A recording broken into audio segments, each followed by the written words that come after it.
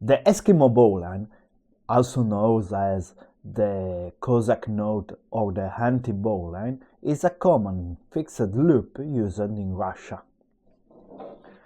For making this note, you have to take your rope. We put the standing part on the left and the running hand on the right. On the left, we make a overhand loop.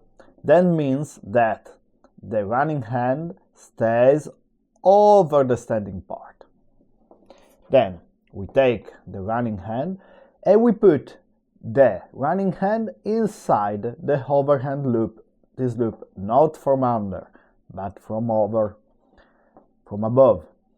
Then I suggest to put this bite like this, so it's quite easier to make the note.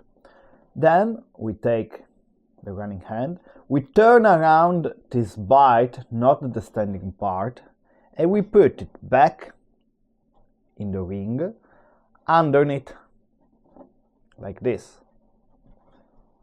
Then we pull, and the note. It's done.